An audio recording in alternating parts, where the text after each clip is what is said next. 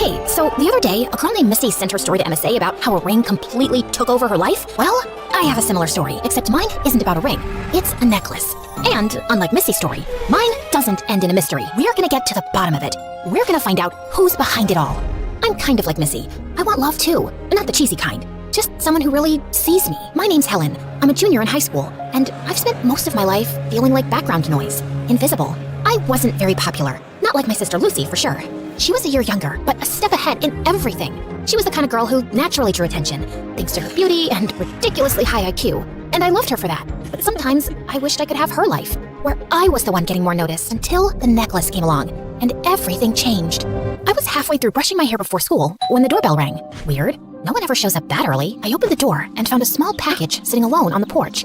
No return address, just silver wrapping and my name written across it in perfect handwriting. Inside was a dark velvet pouch, and when I opened it, there it was, a delicate necklace with a diamond at its center that looked way too real to be a prank. There was a note folded beside it. I picked it up and read it out loud.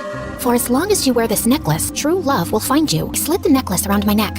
It settled lightly against my throat, like it belonged there, but not in a comforting way. It felt like it was claiming something.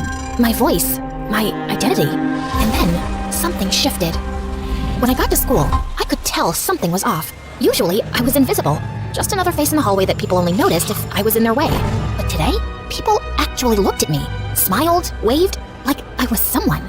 Jessica and Dana, the queens of the social food chain, who usually wouldn't waste a blink on me, walked right up to me. Good morning, Helen. You look so cute. Yeah, doesn't she, Jessica? We should invite her to sit with us, Jessica. What do you think, Jessica? Yes, all right. You don't have to say my name that much. Jeez. And you, Helen, babe. We're waiting for you at lunch. That's when I knew something had changed, and I knew it was because of the necklace. Even in biology class, Mr. Smith, my teacher who's impossible to impress, complimented my homework. Everyone could learn a thing or two from Helen. She's the only one who turns in fantastic work. By lunchtime, it felt like people were practically fighting to sit near me. My mind was racing. I'd spent years feeling invisible, and now suddenly, everyone was noticing me. Well, almost everyone. Alan still walked by like I didn't exist. Back in middle school, I had a tiny crush on him. He was the quiet type who never tried too hard. Maybe I liked that he didn't try at all. I guess I thought that if even someone like him noticed me, then I'd finally matter. Later when I got home, my phone wouldn't stop buzzing. Calls, texts, new likes, and followers flooding in. I didn't even recognize half the numbers. That's when Lucy stepped into my room. So you're famous now? It's this weird necklace. I got it yesterday with a note, and the next day, boom, my entire life changed. You've got competition now. Be careful. Guess we're the new dream team then? And whether it's the necklace or not, who cares? The important thing is that you enjoy it. Since you're basically the most popular girl in school now, let's hit a party. Over the next few days, I started getting used to this new version of me. Girls whispered about me like I was some kind of trend. Guys tripped over themselves just to talk to me. And I let them. I flirted without thinking, just because I could. Hey, Helen, I used to have a crush on your sister, but suddenly, I adore you. What can I say? The heart wants what it wants. There's something wrong with this one. Yeah, what she said. For real, nerdy? Why would I pick you when I could have anyone in this school? Guys who are like double your worth? Ouch, you go, girl. Then I saw Alan at his locker. I walked past him, flipped my hair, and tossed a comment over my shoulder.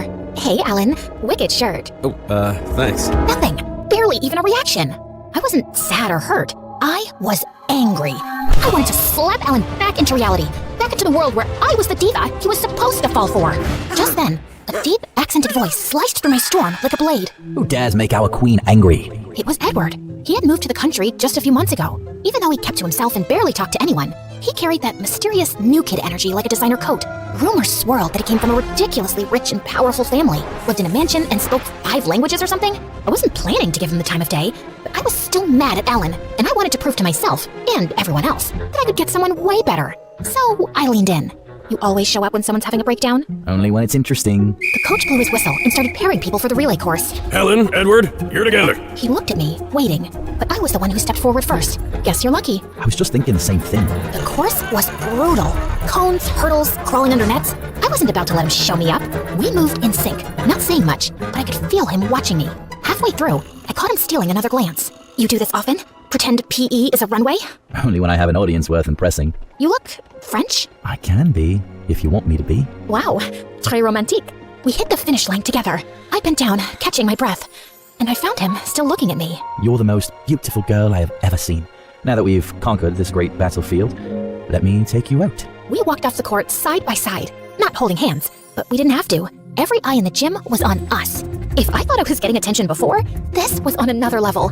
Helen and a hot European guy? Yeah, I chose him.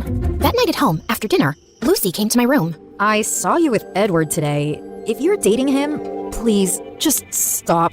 Why would I? He's making me even more popular. What, jealous much? Whoa, easy there. He's suddenly being nice to you? Yeah, like an axe being nice to a turkey. Ugh, God. And you? You're not like the others? You're not chasing after me, worshipping me? And now when I've got the most powerful, popular guy in school, you're telling me to back off? What am I supposed to get from that? I don't chase you because I'm your sister. I loved you before the necklace, but it's changing you. Well, I like this change. Well, I don't. The ones who shine brightest often burn fastest. You and your so-called wisdom. Just shut up and get out. Lucy shook her head in disappointment and walked out. Every morning, a single rose was waiting on my locker, always with a note. For my beautiful Helen, thinking of you always. Ed. It was dramatic, old-fashioned, and honestly, kind of perfect. Edward was everywhere, waiting by my class door, carrying my books like some polished bodyguard, swiping his card before I could even reach mine in the lunch line. He didn't just bring romance, he brought luxury. Swiss chocolates, designer cologne, cars with doors that opened themselves. My life had definitely got an upgrade. And he always had my back whenever someone dared to criticize me. Like that one time Mr. Smith caught me cheating on a test. Helen, this is the third time. I have to take your paper. Please leave the class. Guess what? I don't feel like leaving. And you're not taking my paper. Helen, since when do you talk back like this? Since now. Got a problem with that? Take it up with me. This doesn't concern you, Edward. Sit down. But Edward didn't sit. He stepped up to Mr. Smith and pushed him back. The class gasped, and Mr. Smith's face turned pale. I was thrilled. Edward had put him in his place. Mr. Smith stormed out, probably to get security and the principal. But somehow, Edward smoothed everything over, like he always did, and we walked away clean. Again, I was getting more impressed with him by the day.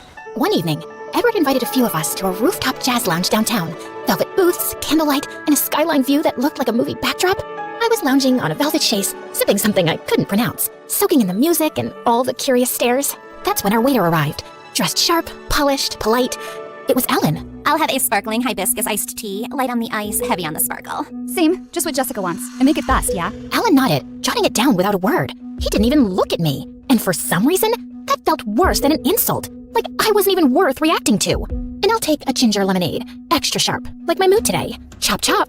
Alan's jaw tightened, but he just gave a small nod and hurried off. Jessica and Dana looked at me, and then we all burst out laughing. I pulled a compact mirror from my bag to check my lip gloss, but the moment I saw my reflection, I froze. The girl staring back wasn't the one who used to hide behind her hoodie in the back row.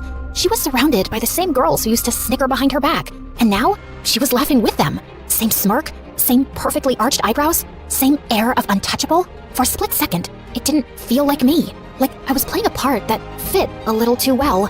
But I clicked the mirror shut and smiled. This was the life I wanted, wasn't it? But as the weeks passed and I spent more time with Edward, I started to realize something. We didn't talk. Not really. He didn't get my favorite movie references. He never shared songs he liked. I'd crack a joke and he'd just smile politely.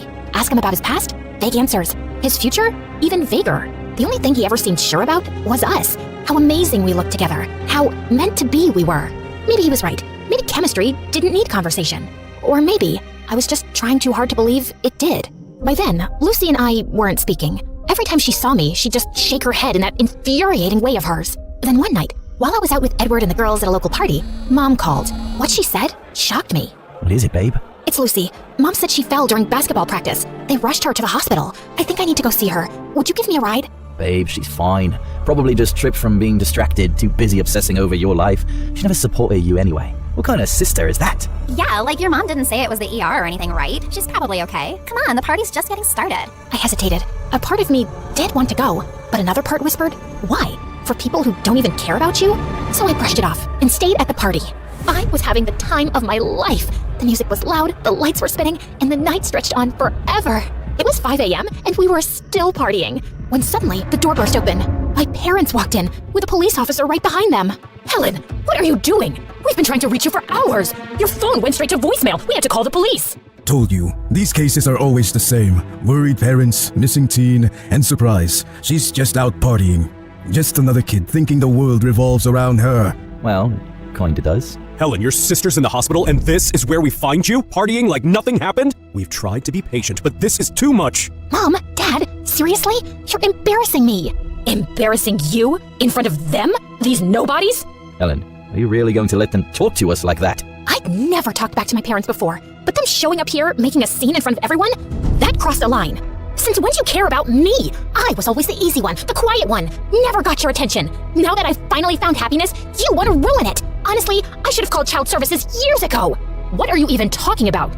I don't know why I said that. I just wanted to hurt them. So I started lying, saying they were abusive, that they harassed me. I went all in. They tried to defend themselves. She's probably lying. She looks like a spoiled brat, but we still have to investigate. Both of you, come with me. And you, Helen, you're going home. Party's over. Everyone, out. The music stopped. People grabbed their stuff and shuffled out awkwardly. As I walked past Edward, escorted by the officer, he leaned in slightly, caught my eye and mouthed, I love you.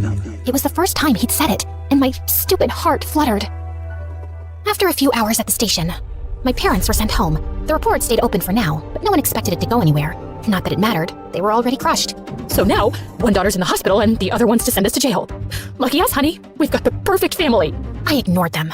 From that day on, I didn't say a word to either of them. I didn't need to. I'd stopped caring the moment Edward told me he loved me. Who needs parents or siblings or anyone when you've got Edward and the necklace that changed everything? For the next few weeks, I lived like a queen. Everyone respected me. Even the teachers and the principal avoided getting on my bad side, no matter what I said or did. I remember one day after our English teacher gave us a surprise quiz, and I failed. I got so angry. I scratched up her brand new car in the parking lot, keyed it from end to end. When she found out, she nearly cried. Nice job, babe.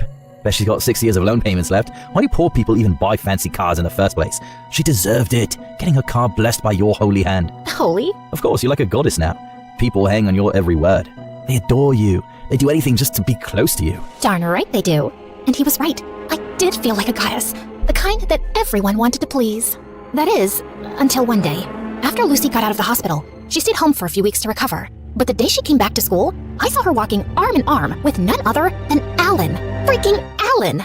Of all the guys in the school, she chose Alan? Who cares? Your boyfriend is Edward. Yeah, but she knew I used to have a tiny crush on him. Why'd she pick him? Just to get back at me? Wait, you had a crush on Alan? Ew. And yeah, I wouldn't be surprised if she is jealous. She was the center of attention before you came along. You were living in her shadow. And now, you're the queen, and she's living in yours. I'm gonna make her regret being born.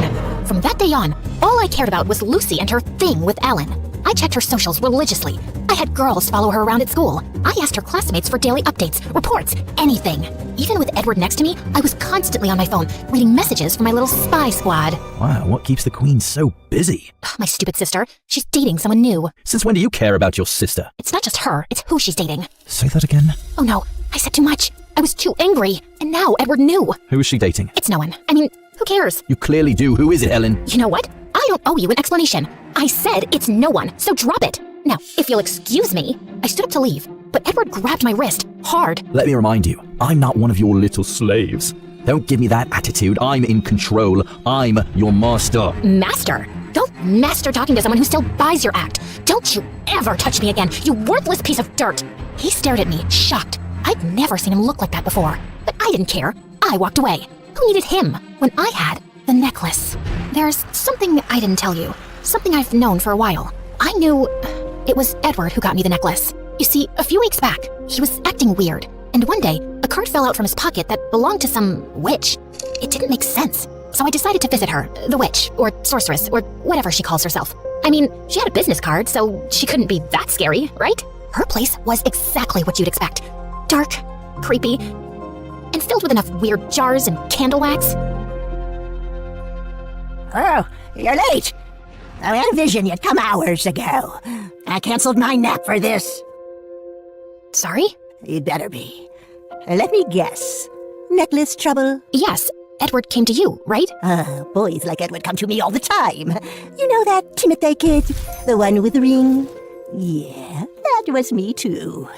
These rich little heartbreakers are my best customers. When Edward lived in Italy, he used to get bullied as a kid. He even showed me a picture. And wow, oh, he was ugly. I kinda get why they bullied him. Oof. Anyway, when his dad started their mafia business, the money came rolling in. But even with all that, Edward was still a joke at school. Power and cash couldn't fix his vibe. So they moved to the US? One of the reasons. But things didn't exactly improve. even after his little glow-up, girls still weren't interested. That's when his dad came back to me. I'd already helped with some business problems. You know, curses, sabotaging rivals. Oh, the usual. Okay, but the necklace, what does it do? The necklace. Well, since Edward still couldn't land a girlfriend, I figured, why not enchant the girl he liked instead? And that was you. So, I made the necklace. So it was supposed to make me fall for him? Because, spoiler alert, it didn't. Sorry to disappoint. Oh, I'm not disappointed. I'm proud. I tried something new with this one. I didn't just bake in a love spell. I added a power element. The necklace makes the wearer unstoppable. Oh, but here's the twist. It adapts to your personality. It doesn't work the same on everyone. It becomes you. Okay, but does Edward have any control over it? Can he take it back? That idiot? No, I told him he did. Charged him extra for that little lie. The truth is, neither of us control it now. I honestly don't know who's in charge. You or the necklace. Who cares? As long as it makes me powerful and happy. That's the spirit. Oh, thinking like a real witch. Here, take my card. If you get used to this kind of power and want more, I do curses, possession contracts, love potions. And if you like this video and subscribe to MSA, you get a spooky spell for free. If I ever needed your help with someone close to me, say my sister Lucy, what would I need? Horn of a virgin goat, 3 drops of blood from a blind bat, and a feather of a falcon. Oh, and a Venmo account. Yikes, that's a lot of work. Anyway, thanks for your help. I turned and left, feeling more powerful than ever. Oh, she thinks she can handle the necklace. Oh, with that personality, oh, it's gonna blow up right in her face. Ugh, what an idiot. So I believed I had full control over the necklace, and no one could take it from me. Lucy knew I was after her. She tried to ignore me, even though she knew I had girls following her and Alan everywhere they went. Eventually, she'd had enough. One night, she stormed into my room. Listen, Helen, you have to leave me alone. You and your little cult. I don't get in your business, so stay the heck out of mine. Dump him. I already did. But listen carefully. Starting right now, you forget you ever had a sister named Lucy. We're done. And from that night on, we never spoke again. Not a word. My parents sided with her, of course. Not that it bothered me. The next day, Edward didn't show up at school. I didn't care. At least, that's what I told myself. But when he didn't come for a whole week, I started to panic. What if he'd moved to another school? What if he was already dating some new girl? I didn't love him, but the idea of him moving on that fast, it lit something in me. So I hired a bunch of kids to investigate, but they couldn't find anything on him. Are you a bunch of useless clowns? How dare you come back to me with nothing? We staked out this mansion, Helen, for a whole week, day and night. We think the police are after his parents or something. They fled. Neighbors said the house got seized. We did our best. Then your best is garbage. Get out of my sight before I really lose it. I looked at the necklace. It shined back at me, mocking, like it was laughing at my failure. I was getting less patient, more demanding, sharper, meaner. Helen, maybe you should take a little break. Just for a few days. Stay home, watch some YouTube, relax. Are you saying I'm losing my mind? No, that's not what she meant. She just meant... And who gave you permission to speak? Are you her attorney? They both blinked and stood there like ashamed toddlers. Get lost, both of you, now! That day, I tried to talk to Alan, not because I still liked him or wanted him. I just wanted to see if he wanted me, so I could reject him. What do you want now? Your sister broke up with me because of you. It wasn't that deep anyway. You know what is deep? You're evil. I couldn't believe he talked to me like that. What if someone hurt him? Without thinking, I slapped him. You watch your tongue when you talk to me. I could curse you and your whole pathetic family. You're nothing. He glared at me and his jaw clenched. But just like I expected, he lowered his head and walked away. Some kids nearby had seen it. I caught one of their eyes, and they immediately looked away and scurried off. From that day on, Jessica, Dana, and even Alan ran the other way whenever they saw me. In fact, most of the people who used to worship me now avoided me altogether. At first, I acted like I didn't care. Who needs these losers anyway? Hey, Necklacey, you'd never leave me, right? You love me as much as I love you? Maybe even more? The necklace sparkled in response, like it was nodding yes. Then my birthday came. No one wished me anything. I thought maybe they were planning a surprise. But when I arrived at school, the halls were eerily empty and silent. A random girl finally appeared at the end of the hallway. I snapped my fingers at her. You're here to wish me a happy birthday, right? She looked at me like I was some kind of serial killer. Then she took a step back and ran. I looked down at my necklace. It was glowing even brighter. But, necklacey, you were supposed to keep them wrapped around my finger. They're supposed to adore me, worship me. Why are they avoiding me now? The necklace kept shining.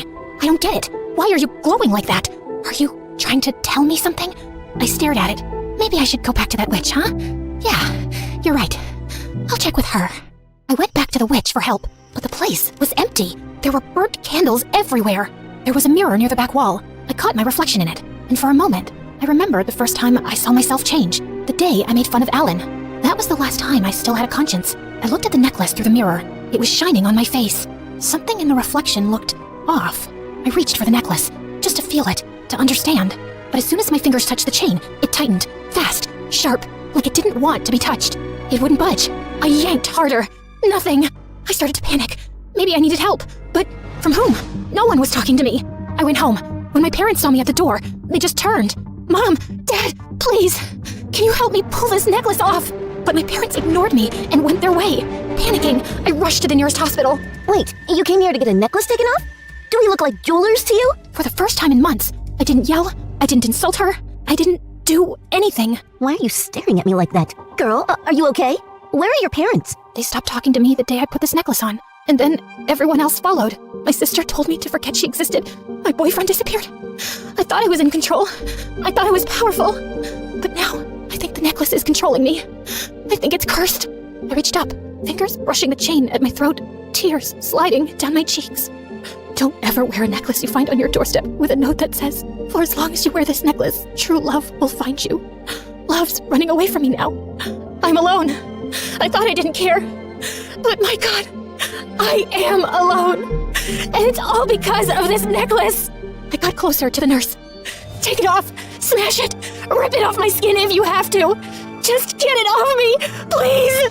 The nurse stepped back, looking very concerned. She exchanged a look with another nurse and gently reached for my arm. Okay, come with me. Let's get you inside. But I pulled away, panicked. I screamed and ran. It was raining hard.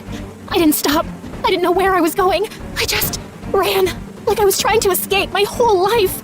But the necklace, still glowing, stayed on my neck, mocking me. Eventually, I collapsed on the wet pavement. I looked up at the sky and screamed, "Take the necklace! I don't want it anymore! I just want my life back! I want to be invisible again! I was happy when I was invisible, but Lucy was still with me. I'm stupid. I'm weak. I'm ashamed. I didn't realize what I was becoming. I pushed everyone away on purpose. And now I'm just lost. I thought I didn't care, but I do. I really do. Please, take it off. I'll be better, I swear. Just, please." I never stopped hoping you'd come back. I turned. She was standing there in the rain. Back when I was in the hospital, Mom told me how you offered to sell your necklace to help pay the bills. I know it might seem like a small thing, but that meant something. That wasn't the necklace talking, Helen. That was you, my sister, when you still had some control over it. And today, I realized you're not the villain. You're just another victim. A victim of your own fear, your greed, your loneliness. Sometimes our worst enemy isn't someone else. It's the version of ourselves we believe we have to become. I've been talking to Mom and Dad about this, and we think it might help if you had someone to talk to. You don't have to do it alone. I had a feeling you'd need me today. So, here I am. I stood and wrapped my arms around her, crying harder than I had in months. And for the first time in what felt like forever, I didn't feel alone. And then, just like that, the necklace slipped off. Maybe being seen isn't about being watched. Maybe it's about being understood.